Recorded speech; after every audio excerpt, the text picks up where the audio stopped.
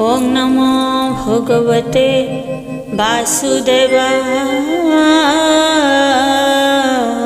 नमः। पंचम अध्याय।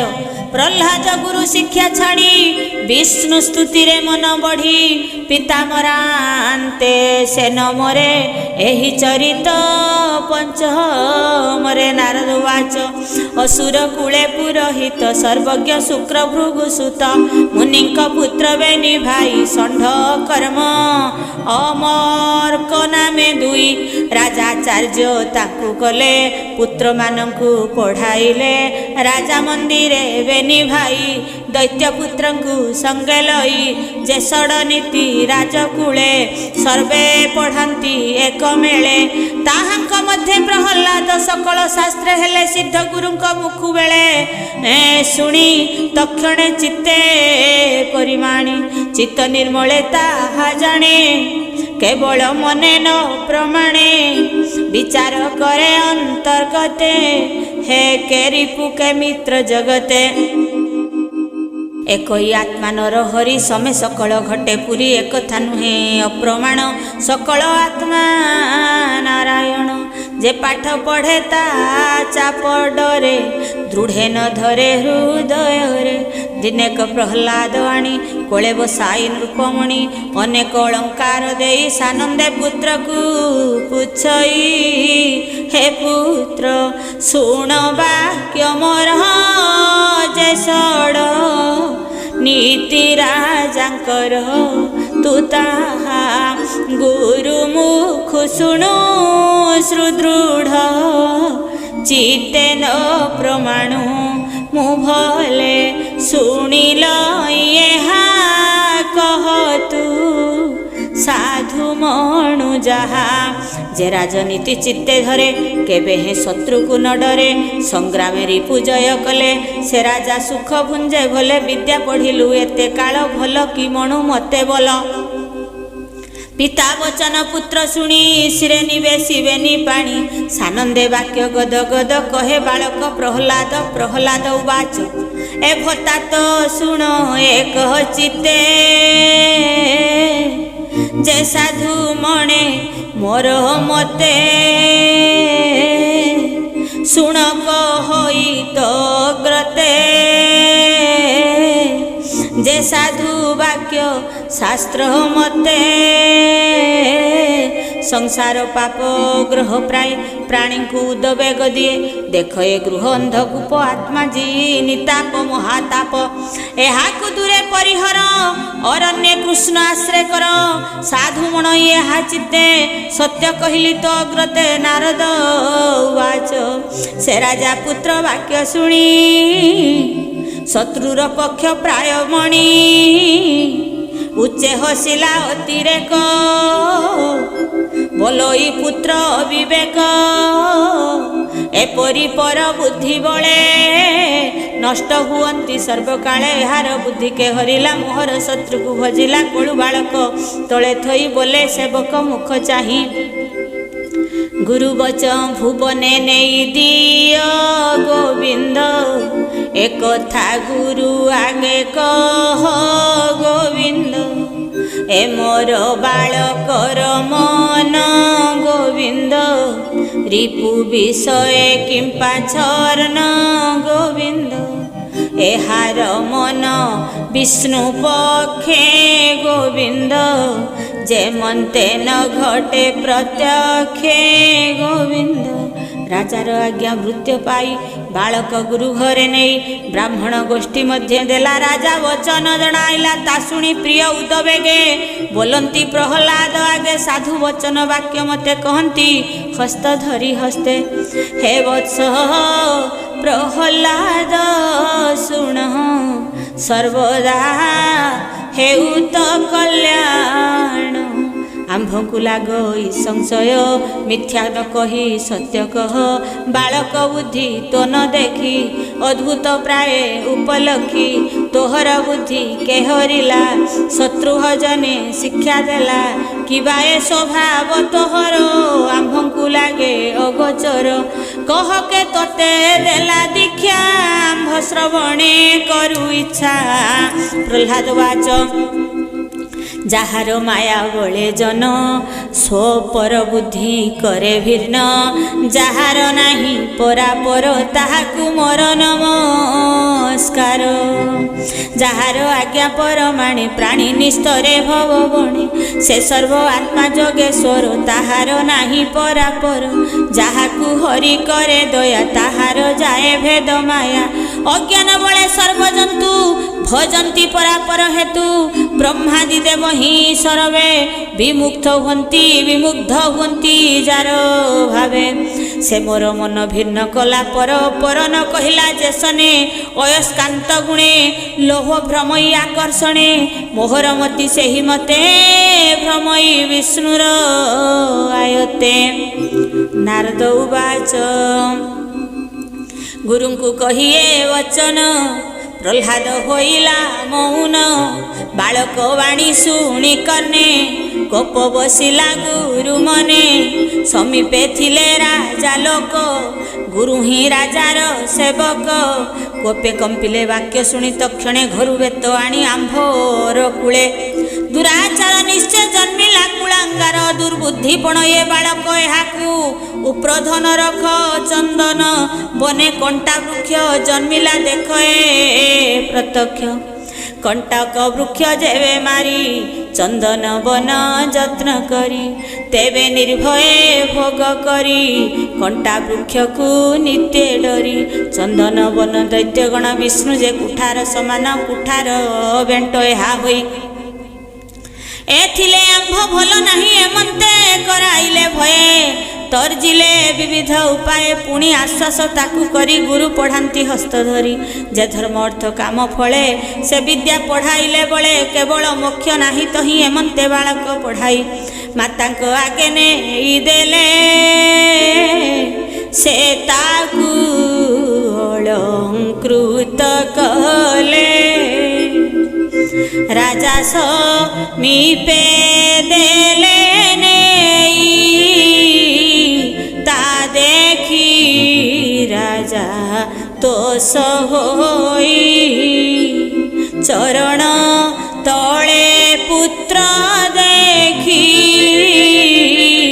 ସ୍ନେହ ଲୋତକେ ପୁରେ ଆଖି ଆନନ୍ଦେ ଗାତ୍ରେ ହସ୍ତ ଦେଇ ସ୍ନେହରେ କୋଳରେ ବସାଇ ପୁତ୍ର ସ୍ୱଭାବେ ପ୍ରୀତି କରି କଲ୍ୟାଣ କରେ କୋଳେ ଧରି ପ୍ରସନ୍ନ ବଦନେ ଅନାଇ ସଧୀରେ ପୁତ୍ରକୁ ବୋଲଇ ହିରଣ୍ୟକଶିପୁ ଉବାଚ ହେ ପୁତ୍ର ଶୁଣ ମୋ ବଚନ ଗୁରୁ ଭୁବନେ ଏତେ ଦିନ ତୁ ଯେ ପଢ଼ିଲୁ ବାଳ ଭାବେ ମୋର ସମ୍ମୁଖେ କହ ଏବେ ଉତ୍ତମ ବିଦ୍ୟା ପୁତ୍ର କହ ମୋ ମନେ ନ ରହୁ ସନ୍ଦେହ। ପ୍ରହ୍ଲାଦ ଉବାଚ ଶୁଣ ହେ ତାତ ମନ ଦେଇ ଯେ ବିଦ୍ୟା ଉତ୍ତମ ମଣଇ କୃଷ୍ଣର ଶ୍ରବଣ କୀର୍ତ୍ତନ ସ୍ମରଣେ ଚରଣେ ବସେବନ କରିବ ତାଙ୍କ ପୂଜା ସ୍ତବ ଚରଣେ ଦାସ ବଣେ ଥିବ ସଖ୍ୟ ଭାବରେ ନେବ ଦିନ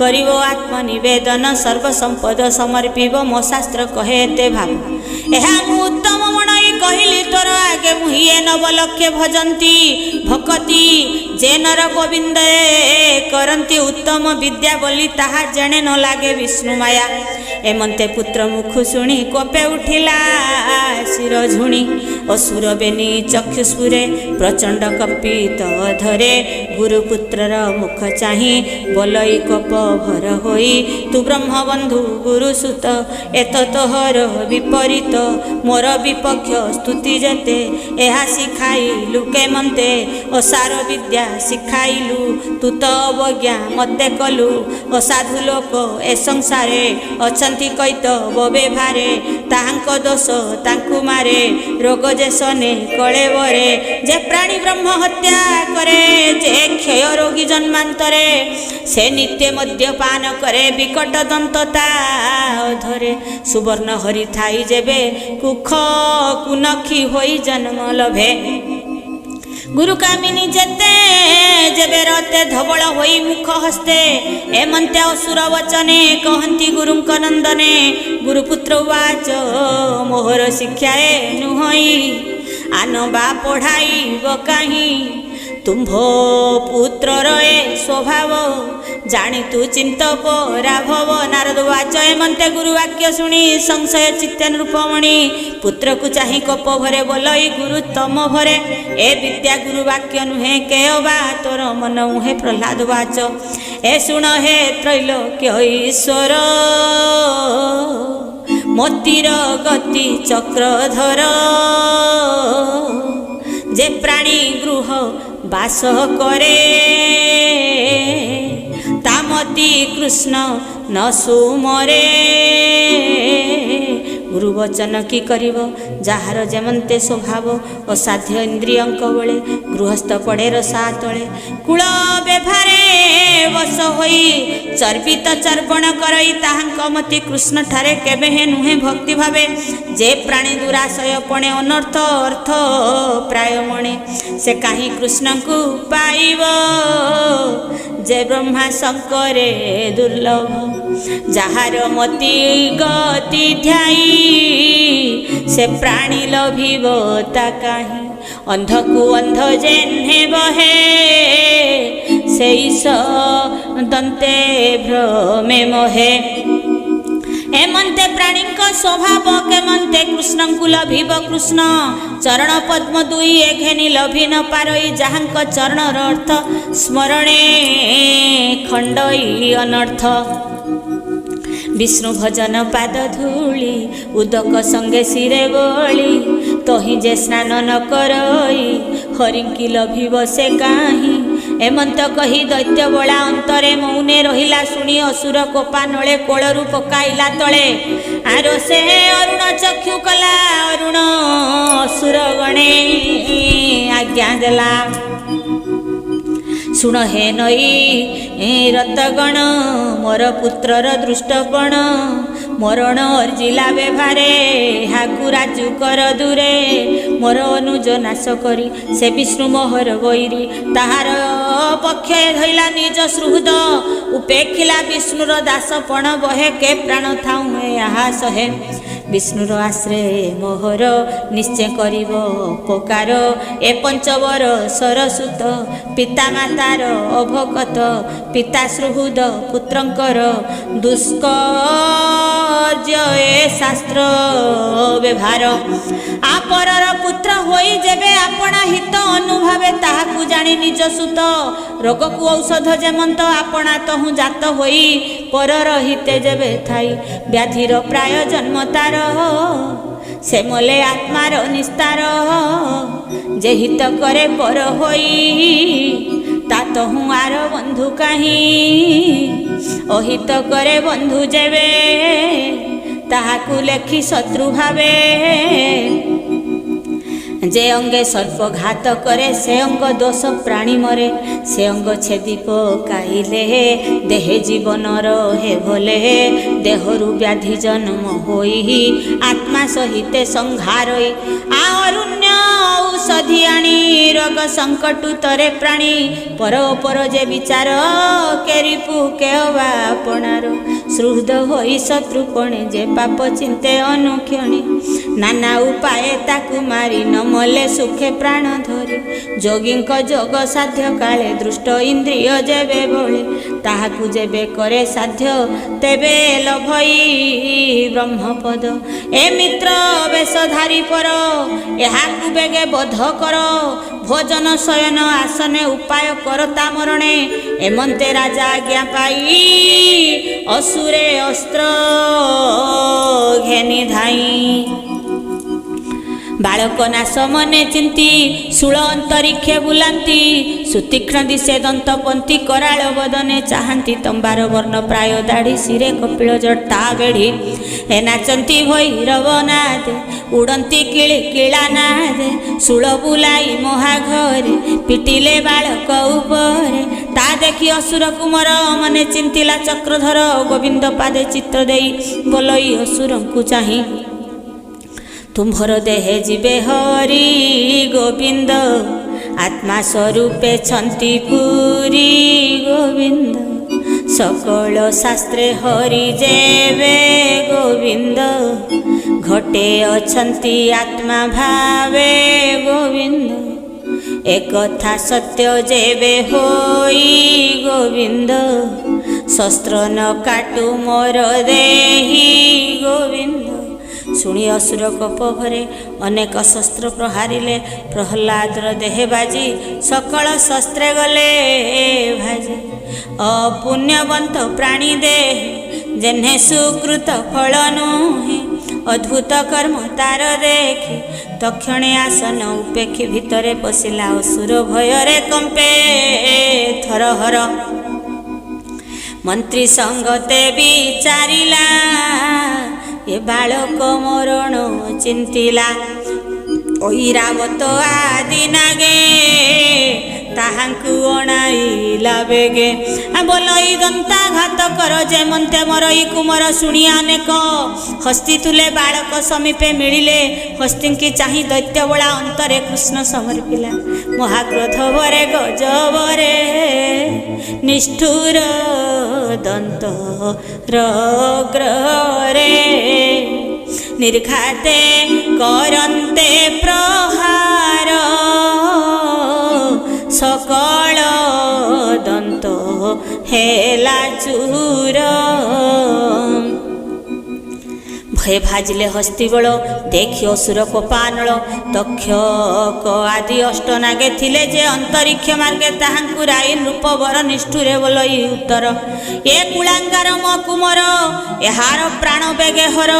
नागंकु देखि प्रहलाद चिंते चिंतिला कृष्ण पाद। तक्षणे कोपे नाग बळे बालक शरीरे दंशिले मुखरु दंत झड़ी गला हेले नागंक फणा बथाइला नागे पलाई गले बेगे नबी जीवन भये दश दिगे। पुणी से कृत्य होम कला पर्वत शिखु कचाड़िला संबर हस्ते माया कला केबे प्राणता न गला।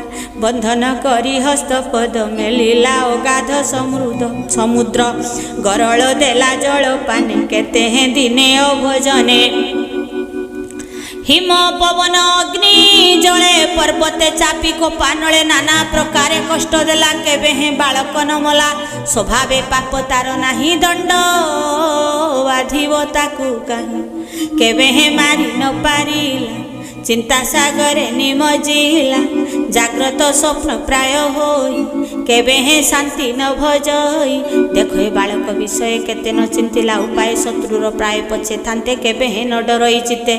कसण देली जेते मुही किछि हार हेला नाही। सुन से फर प्राय रहे कि आउ कहिबी उपाय। मनु महानुभव ए कुमर मन वचने अगोचर निर्भय एते दुख सहे एणु मचित महाभय। एहार तुले बाद कले प्राण मन पाइबी भले। एमंते भाली मन दुखे दंडे रहिला अधमुखे। साधु विषय द्रोह कले केबा संसारे थिबो भले। गुरु कुमरे ताहा शुणी असुर मुख चाही भणी शुण हे नृप चूड़ामणि तपे जेहे तु त्रिभुवन जीणी आत्मार सुखे भोग करू जेने अचल महामेरु। मु तोहर रिपु ए संसारे न देखी संसार बेभारे। ए बालक मोर तोहर एहाकु किंपा तोर डर बालक गुण दोष नाई संशय करू किंपा तुही जेबे संशय तोर मने कहिबा शुण सावधाने। एहाकु वरुणर पासे बंधन कर तु विश्वासे निकटे रख तो आयते भय भाजिबा परिजन्ते। बालुत दशाए छाड़िले सुबुद्धि प्रकाशिब भले ब्रह्मार पुरु आंभे तातो तापासे न आसे जब जाबत ताबत थाउए हि मते संशय न कर तु चिते। गुरुपुत्रंक वाक्य शुणी संतोषे कहे रूपमणि शुण हे गुरुंक कुमर एबे मोहर बोल कर। गृहस्थाश्रम धर्म जेते से राजा धर्म नीति जुक्ते त्रिवर्ग धर्म अर्थ कामे जेमंते पड़े अनुक्रमे। एमंते राजार वचने प्रहलाद कुवे निजने अनेक जत्ने पढ़ाइले असुर कुमरंक तुले गुरुंक मुख जेते शुणे अंतरे साधुता न मणे गृहस्थ धर्मर व्यवस्था आत्मार निपात ए कथा ए धर्मे मोह हुंती जन एणे कि मोर प्रयोजन एमंते करई विचार एबे हो शुण नृपवर पढ़ई बालकंक मेले गुरुजे गृह कर्मे गले से प्रहलाद ताहा चाहि बोले बालक मध्ये थाई शुण हे असुर कुमरे जे विद्या संसार उद्धरे मंचे मानव देह बही आत्मा ज्ञानटी जार नाही तार जीवन कारण एबे हो सावधाने शुण कहि दास जगन्नाथ सप्तम स्कंदे भागवत ए पिता पुत्रर संवाद शुणन्ते न लागे प्रमाद। इति श्रीमद् महाभागवते महाप्राणे परमहंस संहितायां सप्तम स्कंदे प्रह्लाद चरितं पंचम अध्याय।